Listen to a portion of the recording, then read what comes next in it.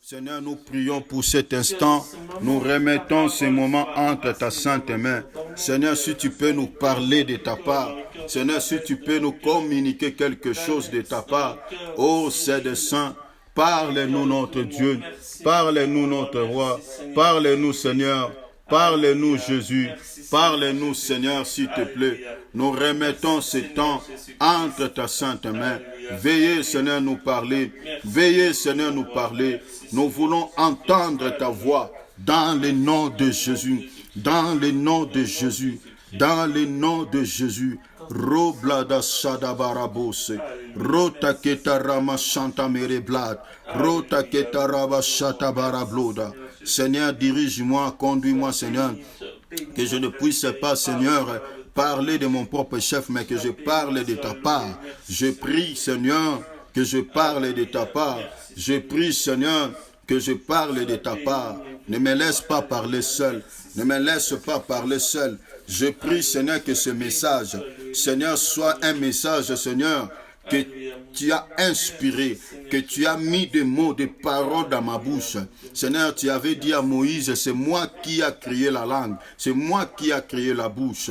Jésus, tu avais mis, Seigneur, les paroles dans la bouche de Moïse. Seigneur, ce soir, mets des mots, des paroles, des mots qu'il faut. Seigneur, tu connais les besoins de chacun. Seigneur, tu peux servir à ton fils, à ta fille, Seigneur, comme tu voudras. Je prie que je ne sois qu'un simple vase, un simple canal par lequel tu veux nous parler. S'il te plaît, Père, prends contrôle de ce moment, Seigneur, au nom précieux de Jésus. Je n'ai pas l'intelligence, je ne connais pas parler. Seigneur, parle au nom du Seigneur Jésus.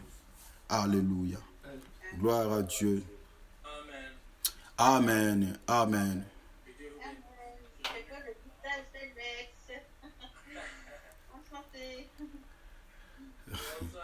Moi aussi, c'est la première fois que je vois ton visage, Alex. Pièce rare. Ok, je remets la parole à l'évangéliste Thierry, celui qui va nous assister. Soyez bénis. Amen. Amen. Vraiment, soyez tous bénis, mes frères et sœurs. Vu qu'il n'y a pas de temps, on n'a pas le temps à perdre. Parce que normalement, 22h déjà 30 ici, on doit couper. Sinon, on sera dans le noir, ça va couper directement. Voilà. Vraiment, soyez très attentifs. Prenons nos calepins, nos stylos pour noter des points importants par rapport à l'enseignement que nous sommes... Hein? Elles sont là, les WhatsApp sont là. Maman Nassi, Maman Brigitte, est-ce que vous nous entendez bien?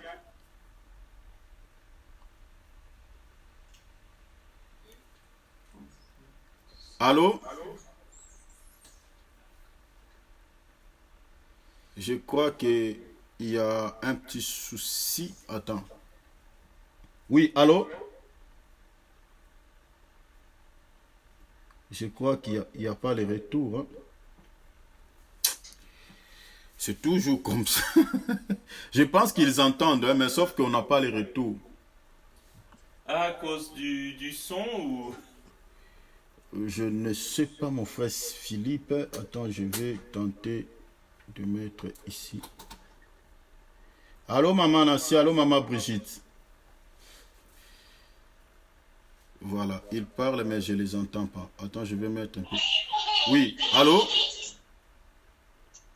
Allô, maman Brigitte. Oui, papa. Ah, là, j'ai mis maintenant les mains libres pour qu'ils entendent. Est-ce que vous entendez les gens, les bien-aimés qui sont sur... Vous entendez les bien-aimés sur Zoom? Oui, très bien, papa. D'accord. Donc, je ne sais pas pourquoi il n'y a pas... Alexa, non. Je crois... Ah, bon. Non,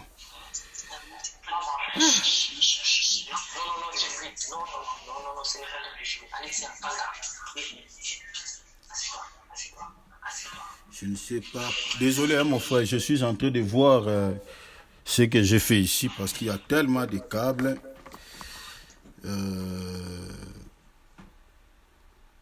Mais normalement, ça devait marcher.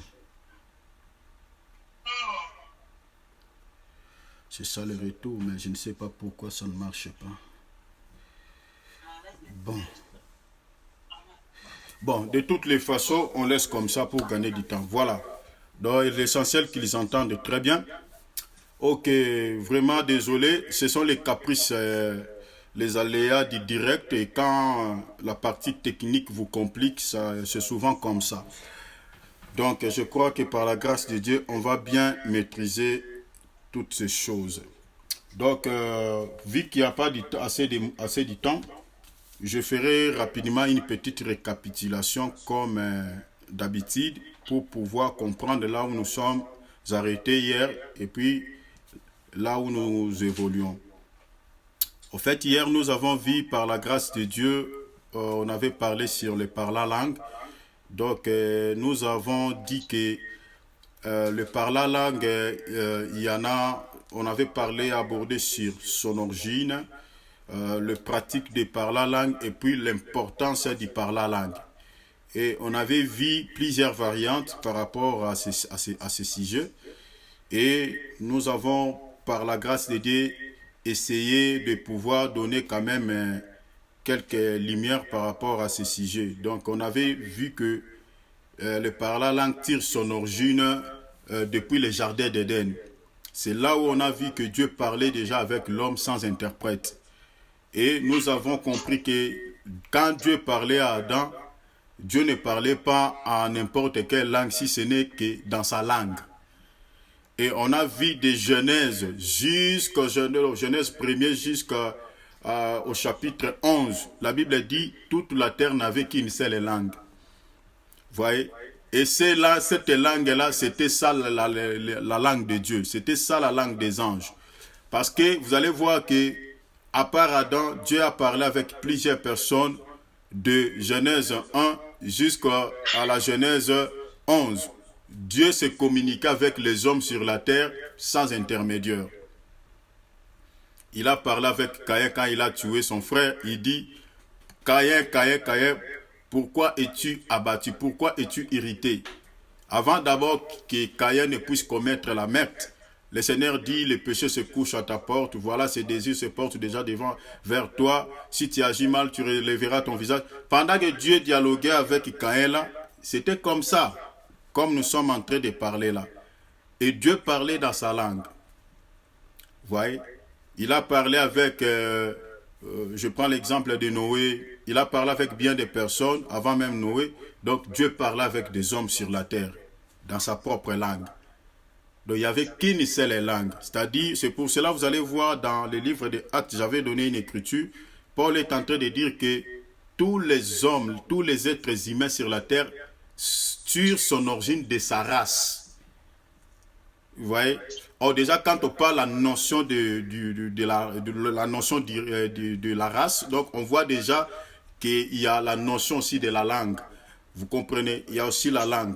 Parce que Dieu a donné à chaque race ou à chaque peuple une langue. Et on voit déjà, comme Paul le dit, donc nous tirons tous l'origine à partir de la race de Dieu. Et vous allez voir dans Genèse 6, on a vu ensemble que même les anges, ils ont abandonné leur dignité, ils sont venus sur la terre. Pour quelle raison? Pour pouvoir prendre des femmes, les filles des hommes. Et il faut comprendre, la Bible dit qu'ils ont pris des femmes, mais ils n'ont pas pris ces femmes-là comme ci, comme ça. Donc ces esprits, ces anges-là avaient bel et bien pris des corps et ils se sont abordés des femmes, ils se sont communiqués avec ces filles. Et vu qu'il n'y avait qu'une seule langue, la langue qui était parlée dans le ciel, les anges parlaient, c'est la même langue qui se parlait sur la terre. Et ils avaient ils avaient une connexion directe avec la terre. Donc, ils pouvaient parler avec les gens sans intermédiaire. Et du coup, ça donnait la naissance de Méphilim, le péché. Dieu a détruit le premier monde. Et après, par Noé, il y a encore une descendance qui sont sortis. Mais cette descendance-là, vu le péché était déjà dans le monde, il y a eu encore un autre péché. Dieu dit, bon, voilà. À cause du péché, Dieu maintenant vient, il retire sa langue. Vous voyez, ça c'est dans Genèse 11. Dieu retire sa langue et il a mis maintenant la multiplicité des langues, la diversité des langues pour disperser les hommes de la terre, afin de disperser les hommes. Dans la Révélation, on avait expliqué cette dimension de la tour de Babel, parce que Babel veut dire tout simplement Babylone. Or, Babylone, selon les livres d'Apocalypse, c'est une femme, mais une femme prostituée. Vous voyez, aujourd'hui, cette femme est expliquée comme l'Église catholique. Donc, il va agir bel et bien à son temps, bien qu'aujourd'hui, il est en train d'agir, mais de manière sournoise, parce que la présence de l'Esprit est en train de l'empêcher afin de ne pas pouvoir. Tous les réunions que l'Église catholique fait pour pouvoir appeler les gens, toutes les religions, ça et là, c'est ça ce qu'on appelle l'écuménisme. Et cette alliance sera solide après le départ de l'Église, selon la prophétie de Daniel, selon tant de prophéties qui se trouvent dans la Bible. Parce que nous avons le pouvoir politique et nous avons le pouvoir religieux. C'est ça, Apocalypse chapitre 17. On voit la femme monter sur une bête. Or, la bête explique des rois. Rappelez-vous, c'est l'ange qui explique à Jean. La bête, cela explique les rois. Parce qu'on dit que cette bête avait 10 cornes. Or, les 10 cornes, c'est le roi. Et la bête lui-même, c'est l'antichrist, c'est l'ennemi, c'est le diable. Voilà. Donc, et la femme qui est montée sur une bête, la femme représente l'église ou la religion, mais une religion apostate. Voilà. Une religion apostate. Donc, voilà. Parce qu'à part l'église catholique, il y a aussi des églises apostates, bien évidemment, dans notre temps. Alors, on avait vu cette dimension, on avait expliqué. Donc, c'est-à-dire la Babel était bâtie sur des briques, n'était pas bâtie sur la pierre ou sur les rocs. C'était des briques, des bitumes que les gens avaient fabriqués eux-mêmes et puis ils construisaient. Alors, tout ça là, prophétiquement par là, ça parlait déjà comment l'Église va rejeter la pierre angulaire. C'était déjà une prophétie par rapport à ce que nous sommes en train de vivre dans notre temps. Et quand l'Église est bâtie sur des briques et que Jésus-Christ n'est pas les rocs, Jésus-Christ n'est pas la pierre angulaire, Dieu ne fait pas autre chose si ce n'est de retirer seulement sa langue. Et il vous laisse comme ça dans la diversité des langues. Or, la diversité des langues explique quoi? Plusieurs interprétations, plusieurs mauvaises interprétations de la parole que nous retrouvons aujourd'hui dans plusieurs églises. Parce que Jésus n'a pas laissé 2-3 interprétations. La parole de Dieu, moi je suis ici, il y a un homme de Dieu qui est par exemple en Asie. Si on commence à parler là, vous allez voir que nous parlons tous d'un seul esprit. Paul est venu à Jérusalem après 14 ans. Il a présenté son évangile. On avait vu ça ici. Paul n'était pas avec des pierres. Les apôtres étaient avec Christ. Paul est venu après. Mais sa manière de prêcher, quand il a présenté l'évangile, on regarde le fondement, on regarde la doctrine. Les apôtres ont compris qu'il est le nôtre. Ils ont donné les mains d'association à Paul. C'est-à-dire d'être un homme de Dieu, vous n'avez pas besoin à parler beaucoup. Prêche seulement. On va regarder si tu es bâti sur le roc. On va regarder si ton évangile, ce que tu es en train de construire, est bâti sur le roc. Alors Babel n'était pas bâti sur le roc. Babel était bâti sur des briques. Et Dieu a retiré sa langue. Or, la langue de Dieu aujourd'hui n'est rien d'autre que l'évangile que nous sommes en train de prêcher. C'est ça la langue de Dieu. Ça, c'est dans la dimension révélationnelle qu'on avait touché, vu qu'on n'a pas le temps. Et puis, on a parlé encore sur le parler langue que nous avons dans 2 dimensions. Nous avons prié en langue et parler langue plus interprète qui a une valeur de la prophétie. Donc, c'est-à-dire, comme j'avais dit, il y a la différence entre les ministères prophétiques, c'est-à-dire les dons ministériels prophétiques, et les dons de la prophétie. Il y a la différence. Ce n'est pas comme on voit aujourd'hui tous ces gens-là, que Dieu nous aide vraiment, tous ces gens-là, je peux dire même des charlatans, qui se disent prophètes, mais vous ne voyez pas les ministères prophétiques en eux. Ce sont des gens qui ont peut-être les dons de la prophétie, qui ont reçu des dons de la parole de connaissance. Mais vu qu'il a ces dons, il se nomme prophète, et vu cette femme prophétisse, il se nomme prophétesse. Or, le ministère prophétique, ce n'est pas ça. Le ministère prophétique, c'est lié par rapport à l'enseignement prophétique. Ce n'est pas parce que tu prophétises, tu donnes des paroles de conseil, tu vois les gens, les choses dans la vie des gens et que tu es prophète. Donc ce n'est pas ça. Alors, le ministère prophétique c'est parler de Dieu dans les Écritures. Et le don de la prophétie, c'est parler de Dieu, c'est le parler plutôt de Dieu en dehors des Écritures. C'est ça la différence. Alors, le parler en langue dont nous disons que le parler en langue plus interprétation, c'est la prophétie. C'est ça la prophétie. Mais le parler en langue sans l'interprétation, ça c'est prier en langue. Or, prier en langue, une personne qui prie en langue, il ne s'adresse pas aux hommes, il s'adresse directement à Dieu. La Bible dit, il s'édifie lui-même. Et on avait expliqué cette édification, c'est-à-dire le parler en langue, ça fait beaucoup du bien. Tu peux être faible dans la chair, mais quand tu commences à parler en langue, tu commences la prière, tu démarres la prière en parlant en langue, vous allez voir, vous allez sentir une énergie, vous allez sentir, voilà, vous pouvez prendre beaucoup de temps dans la prière, parce que vous parlez en langue, vous priez en esprit, et vous n'allez plus sentir des faiblesses. Donc, c'est-à-dire, le parler en langue restaure même l'âme. Vous voyez, ça restaure, ça édifie la personne lui-même. C'est différent quand tu parles à lingala, donc tu peux se fatiguer vite. Mais quelqu'un qui prie en langue, en tout cas, il a beaucoup plus d'énergie parce qu'il est directement en communion, en contact avec le Seigneur. Et nous avions encore expliqué dans cette variante de parler, de prier en langue, nous avions encore parlé de chanter en langue.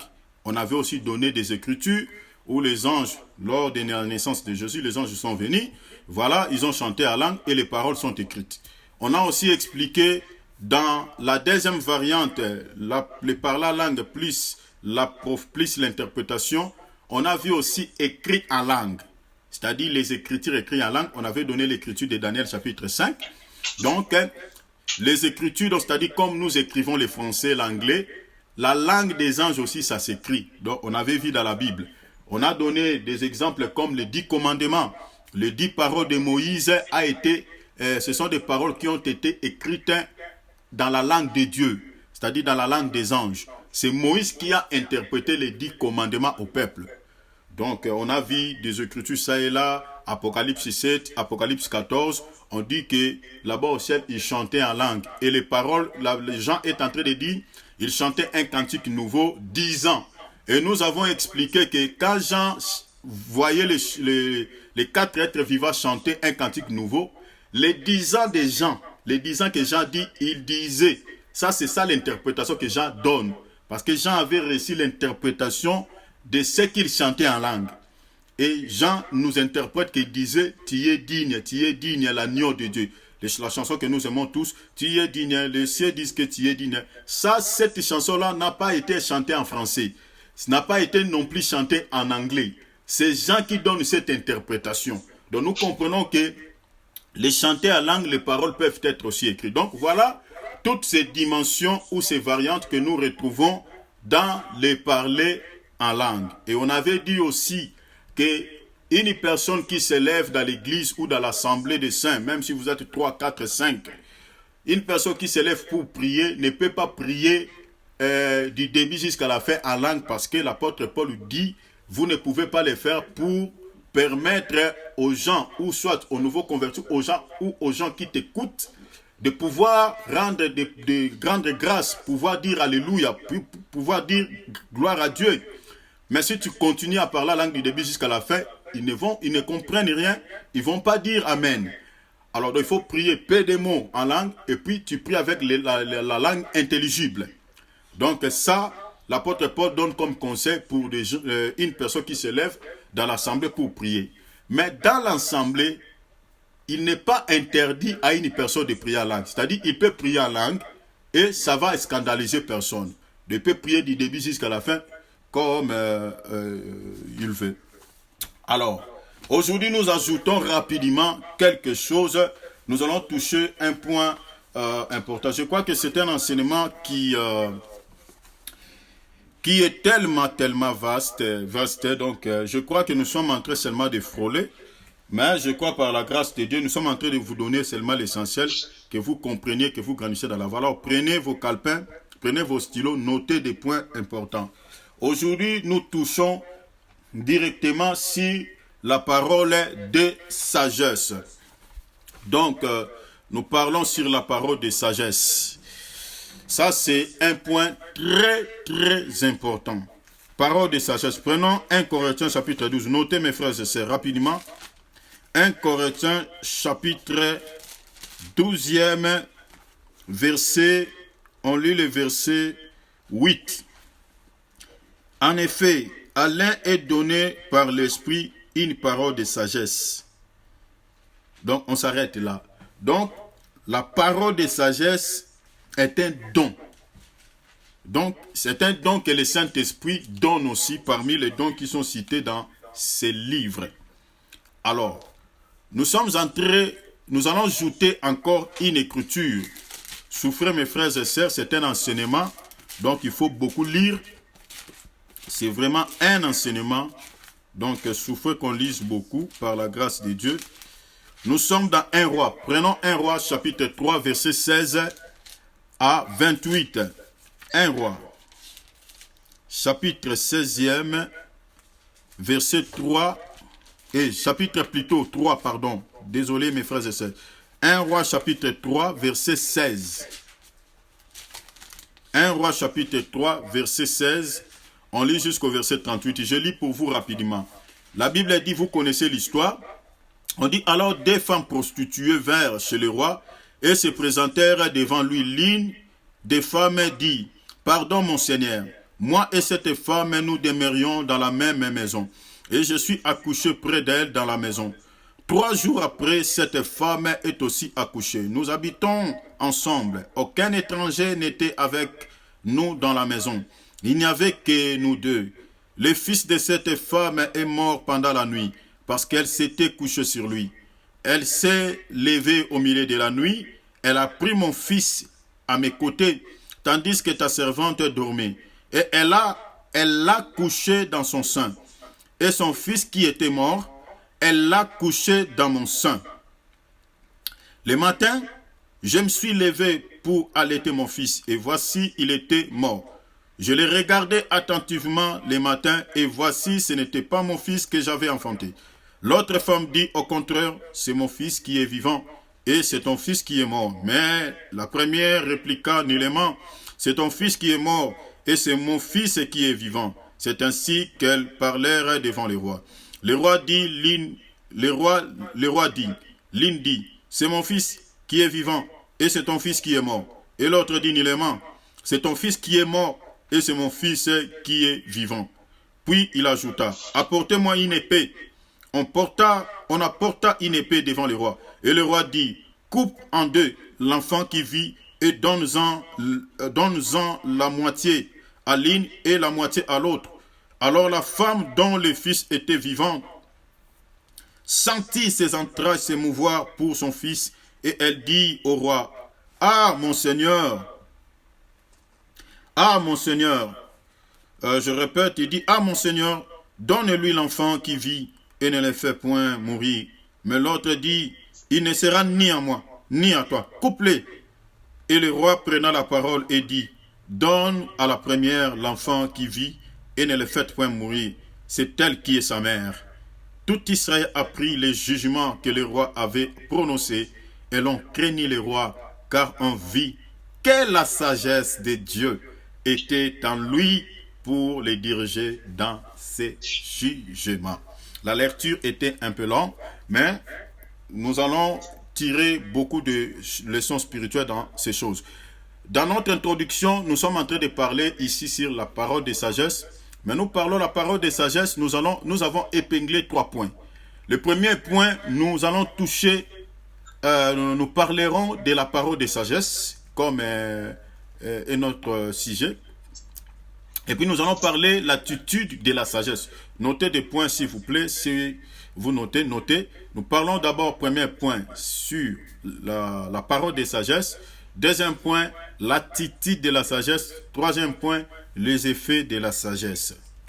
Alors, nous allons ajouter une écriture. C'est un enseignement. Notez des points. Je vais rassembler le tout par la grâce de Dieu. Et puis nous allons faire un petit exhortation ou un enseignement là-dessus pour que vous compreniez. Prenons Job chapitre 12 verset 13. Nous sommes dans le livre de Job. Regardez quelque chose ici. Job chapitre 12e. Job chapitre 12e, on lit le verset 13. Regarde mes frères et sœurs, suivez très bien, évitez des distractions s'il vous plaît. La Bible dit, en Dieu réside la sagesse et la puissance. Les conseils et l'intelligence lui appartiennent. Mais nous récupérons seulement des mots qui se trouvent dans ces versets. En Dieu, la Bible dit, réside la sagesse et la puissance. Qu'est-ce que nous comprenons dans cette écriture? Les deux colonnes ici sont utilisées, au fait, ces deux colonnes nous aident à pouvoir marcher dans la foi. La puissance et la sagesse. Retenez ça, mes bien-aimés, ce sont les deux colonnes qui peuvent nous aider à bien pouvoir marcher dans la vie chrétienne. Vous savez que, mes bien-aimés, il y a beaucoup de choses que Dieu, au fait, la puissance de Dieu n'intervienne pas. C'est-à-dire beaucoup de problèmes qui nous arrivent, beaucoup de situations négatives. La puissance de Dieu n'intervient pas pour nous donner la solution. Il y a des fois Dieu utilise pour nous délivrer dans certaines situations. Il y a des fois Dieu utilise pour pouvoir nous donner une solution quelconque, la voie de la sagesse. Dieu n'utilise pas la puissance. Mais bien aimés, comprenez ces choses. Si vous comprenez ça, vous êtes bénis ce soir. La puissance de Dieu ne résout pas tous les problèmes dans nos vies. Je vais vous montrer, vous donner quelques exemples dans la parole de Dieu. Nous aimons bien la puissance, hein? On le dit, voilà, Seigneur, tu nous as promis la puissance. Mais retenez ceci, la puissance de Dieu ne résout pas, je répète, ne résout pas tous les problèmes dans nos vies. Il y a des fois, Dieu utilise la voie de la sagesse pour nous donner des solutions dans certaines situations qui compliquent un peu nos vies. Dieu prend la voie de la sagesse. Vous allez remarquer que dans la Bible, par exemple, dans Genèse chapitre 20, à partir du verset 1er 12, parce que j'aimerais vous noter seulement, je ne vais pas tout le temps lire, sinon ça va être trop, mais je connais l'histoire, je vais paraphraser. Vous allez voir que dans ce passage, Abraham, lorsqu'il il se présenta dans un pays où le roi était Abimelech, Abraham s'est dit en lui, ma femme est trop belle. Si je présente ma femme ici comme, je présente Sarah comme ma femme, il y a possibilité qu'on m'élimine pour qu'on récupère ma femme. Et Abraham a présenté Sarah comme sa sœur. Lorsqu'on lui pose la question, mais tu marches avec cette femme, qui est-elle? Abraham dit, oh non, c'est ma sœur. Et beaucoup de gens, excusez-moi le terme, mais je peux dire mal affermi, beaucoup disent qu'Abraham avait menti. Mais en réalité, Abraham n'avait pas menti. Abraham avait utilisé la voie de la sagesse. Abraham avait Dieu. Dieu avait promis même à Abraham, Dieu s'est présenté à Abraham dans Genèse 17, Dieu dit, Abraham ne crains rien. Je suis le Tout-Puissant. Je suis ton bouclier. Abraham pouvait quoi? Il dit, mais Dieu déjà s'est présenté à moi comme le Tout-Puissant. Il pouvait dire, bon, je ne crains rien, je suis avec Dieu. Si ces gens, ces rois essaient de me toucher, Dieu le frappera. Non, Abraham n'est pas allé dans ce sens. Abraham n'a pas choisi cette voie. Abraham a utilisé la voie de la sagesse pour pouvoir se préserver contre la mort, pour que sa vie soit conservée, pour que sa vie soit protégée. Parce que si vous lisez bien l'histoire, vous allez voir que Sarah était bel et bien, si vous lisez le même chapitre, hein, c'est-à-dire du premier verset jusqu'au verset 12, vous allez voir que Sarah était bel et bien la sœur d'Abraham. Ils étaient frères et sœurs. Abraham l'a bien expliqué. Abraham a dit que je n'ai pas menti. Il dit Sarah est ma sœur. Elle est la fille de mon père. Mais moi et Sarah, nous ne sommes pas sortis de la même mère. Vous comprenez? Donc Sarah était bel et bien sa sœur. Ici, j'aimerais encore monter dans la révélation, comme nous parlons aussi des 4 dimensions, des 4 manières de parler. Dans la révélation, j'aimerais nous dire que dans la vie chrétienne, dans la révélation, on se marie frères et sœurs, dont les enfants d'un même père. Parce que nous sommes tous enfants de Dieu. On se marie entre frères et sœurs. Voilà pourquoi on s'appelle frères, sœurs. Et quand je vais me marier, parce que je suis, par exemple, je suis dans mon église, je vois bon, une sœur là, tout ça. C'est ma sœur. Au départ, c'est ma sœur. Mais elle devient ma femme quand maintenant je me marie avec elle. C'est ça la dimension révélationnelle. Parce que la vie d'Abraham, il y a beaucoup d'enseignements dans la vie d'Abraham. Parce que Paul présente même les 2 femmes d'Abraham comme des alliances. Il y a beaucoup d'enseignements. Donc, nous sommes déjà, tu sais, c'est pour cela, tel que nous sommes là, je crois que personne ne peut faire du mal à sa sœur. Si ta femme est vraiment ta sœur, déjà au départ elle est ta sœur, tu ne peux pas lui faire du mal parce que c'est le fils de ton père. Donc avant qu'elle ne soit ta femme, elle est d'abord ta sœur. Vous voyez? Donc nous sommes déjà unis avant qu'on soit unis dans les mariages. Nous sommes déjà unis parce que nous sortons tous du sang de Christ, de la lignée du Seigneur Jésus-Christ. Nous n'avons qu'un seul Père. Donc c'est le Père qui nous unit avant qu'on s'unisse dans les mariages. Et si nous avons cette notion, on ne parlera pas de divorce. Parce que le frère, un frère biologique et une sœur biologique ne peuvent jamais se séparer. À cause du quoi? À cause du sang. Et le sang qui nous unit, c'est le sang de l'agneau, c'est le sang de Christ. Et si les chrétiens vraiment réellement se marient dans le Seigneur, se marient vraiment comme il est dit dans la Bible, on ne parlera plus de divorce au milieu des chrétiens. Parce que nous sortons tous du sang du Seigneur Jésus-Christ. Donc vous comprenez cette dimension. Donc en fait, Abraham était, Sarah était sa sœur. Et Abraham a pris la voie de la sagesse pour préserver sa vie.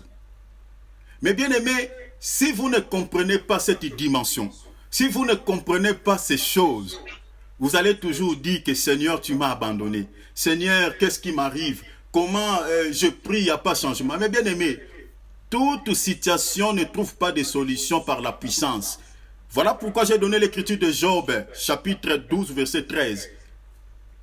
Dieu prend aussi la voie de la sagesse pour nous donner des solutions. Je vais vous donner encore une écriture. Prenons par exemple, je peux prendre par exemple 1 Samuel, chapitre 21, verset 10. Lisons cette histoire, regarde. 1 Samuel, chapitre 21, verset 10. 1 Samuel, chapitre 21, verset 10e. Je lis au nom du Seigneur Jésus-Christ. Regarde ce qui est dit. Ici, c'est l'histoire de David. Regardez, suivez très bien, c'est un enseignement. 1 Samuel chapitre 21, verset 10, je descends, je lis. David s'éleva et s'enfuit le même jour loin de Saül. Il arriva chez Akish, roi de Gath. Les serviteurs d'Akish lui dirent, n'est-ce pas là David, roi du pays? N'est-ce pas celui pour qui l'on chantait en disant, Saül a frappé ses 1000 et David ses 10 000. David y prit à cœur ces paroles. Regardez maintenant la réaction de David. Quand David a entendu cela. Et il y eut une grande crainte d'Akish, roi de Gath. Et il se montra comme un fou à leurs yeux.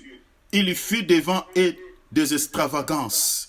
Il faisait des marques sur le bâton, ses portes, et il laissait couler sa salive sur sa barbe.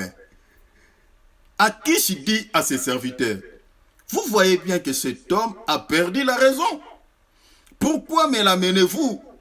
Est-ce que je manque de fou pour que vous m'emmeniez celui-ci et me rendiez témoin de ces extravagances?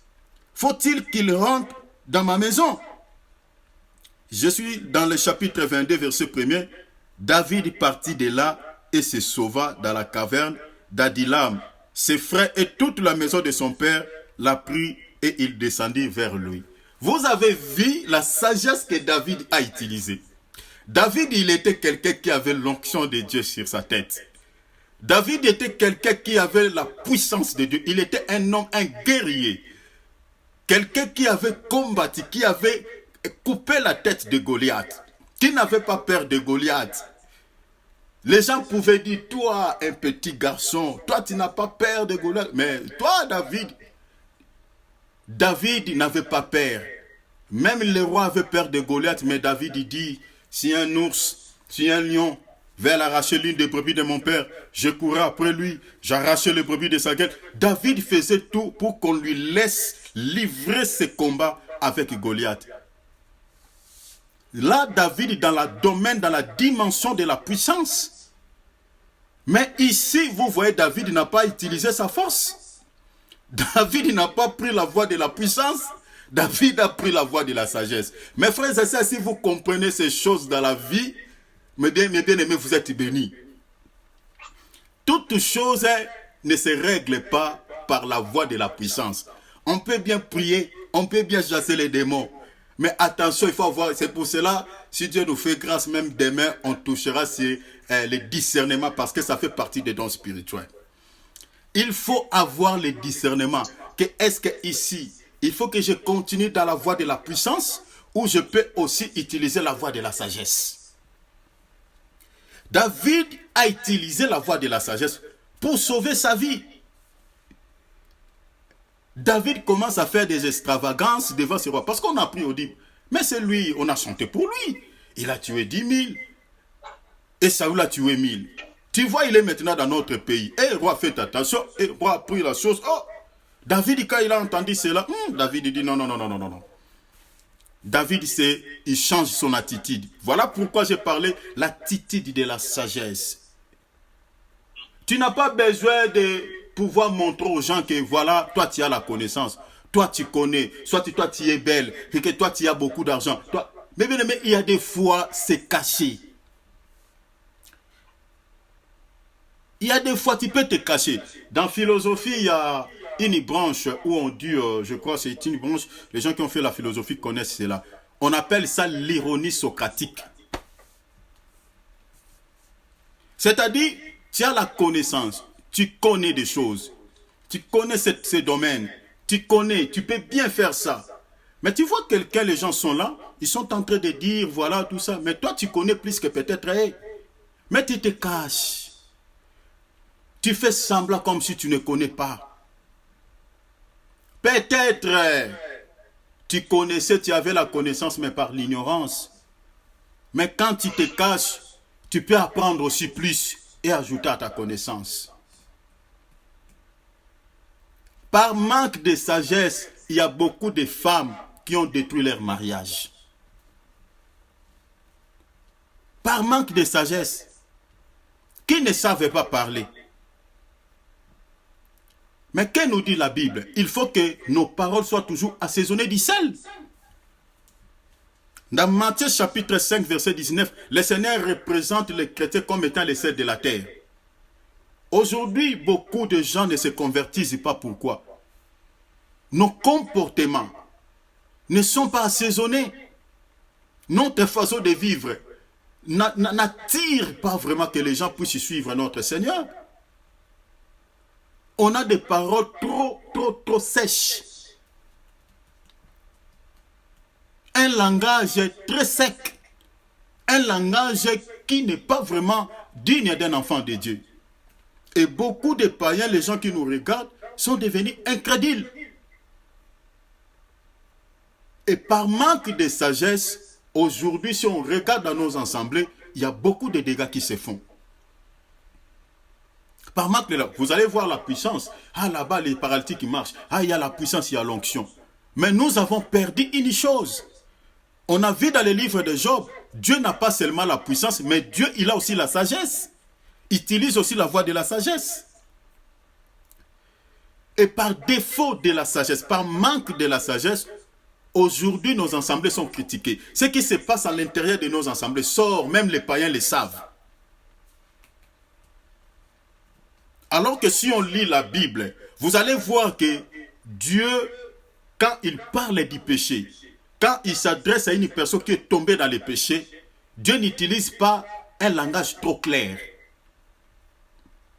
Il utilise un langage pour parler du péché, mais un langage voilé. Mais combien de fois? Prenons par exemple, lisons dans Ézéchiel chapitre 36, je crois verset Ézéchiel 36, vous pouvez lire je crois le verset 14, si je ne me trompe pas. Ézéchiel chapitre 36, vous allez voir mes frères et sœurs, Dieu prenne aussi la voie de la sagesse. Quand Dieu parle de l'iniquité, parle du péché. Je prends Ézéchiel 36, je vais lire pour vous. Ézéchiel 36, verset 17, s'il vous plaît. Regarde ce que la Bible dit. Fils de l'homme, c'est de la maison d'Israël. Quand ils habitaient leur pays, l'ont souillé par leur conduite et par leurs œuvres.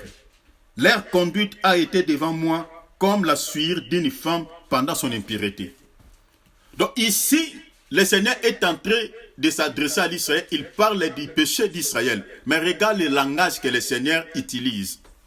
Donc il prend le péché d'Israël, le Seigneur le compare à une femme qui est pendant la période, pendant qu'il est dans son impureté, c'est-à-dire pendant qu'il est dans la perte du sang.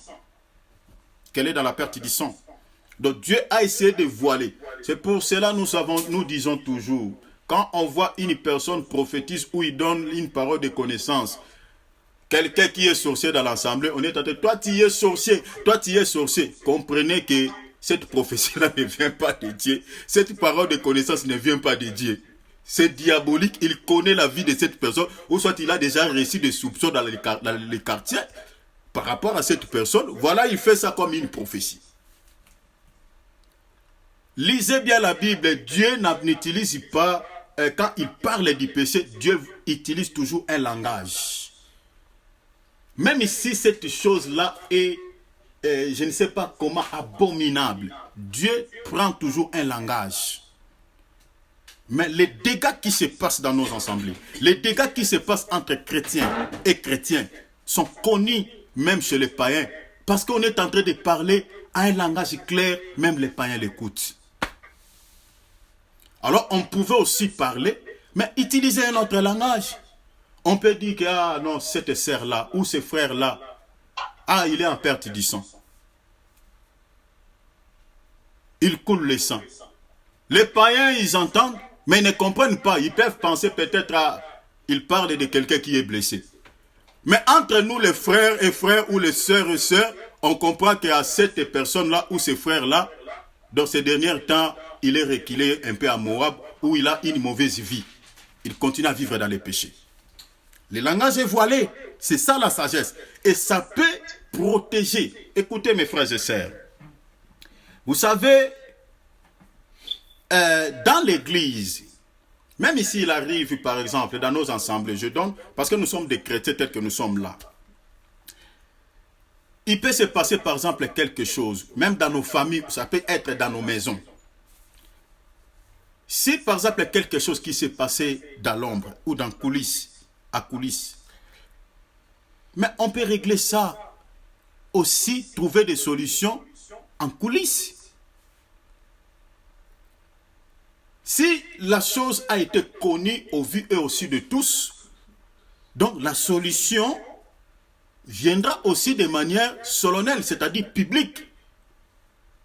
On va inviter ces gens de pouvoir demander. Moi, je donne un exemple. Quand j'étais en Russie, je ne sais pas si, mon bien-aimé Alex, tu connais cette histoire, Maman Nancy. J'étais tellement énervé. Je voulais frapper un petit qui s'appelait Gaylord. Vous comprenez avec les stress qui sont dans ces pays. Donc la tête, j'avais vraiment... Donc maintenant là, c'était vraiment fâché. Moi, j'ai dit ici. Donc mon maître avait récupéré un fouet, il avait chicoté les gens. Donc moi, je vais donner un coup ici. Donc, je vais donner un coup. Et du coup, je vois quelque chose, je ne sais pas qu'est-ce qu'il est. Donc j'ai dit, moi je vais donner un coup ici. Et du coup, le frère vit qu'il parlait. J'étais tellement énervé. Ah, je dis mon petit, si tu t'approches encore ici, vu qu'on était dans le deuxième niveau, 12e niveau, je dis je vais te jeter par terre. Moi j'irai en prison. Et comme le diable aime des choses comme ça, en tout cas, c'était compliqué. Et là, ça tire à gauche, ah, évangéliste. Les gens me calmaient, non, il ne faut pas, laisse. Et tout le monde était scandalisé par rapport à mon attitude. Évangile, ce n'est pas toi qui peux faire ça, ce n'est pas toi vraiment, pas à ce niveau, pas toi. Il y a un petit qui s'appelait Black Z, qui me calmait, il dit, Évangile, et toi aussi, Évangile, ah, Évangile. Il me suppliait, et tellement j'étais monté, après un temps, on m'a calmé vraiment, on me tenait comme ça parce que j'étais tellement avec des stress. Je ne sais pas qu'est-ce qui m'avait pris ce jour-là. Et je suis allé m'asseoir.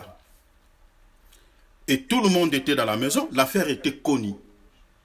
Et là où j'étais assis, mon frère et soeur, si tu es un enfant de Dieu, avant même que tu ne chutes, le Seigneur te parle. Seigneur, nous prions pour cet instant.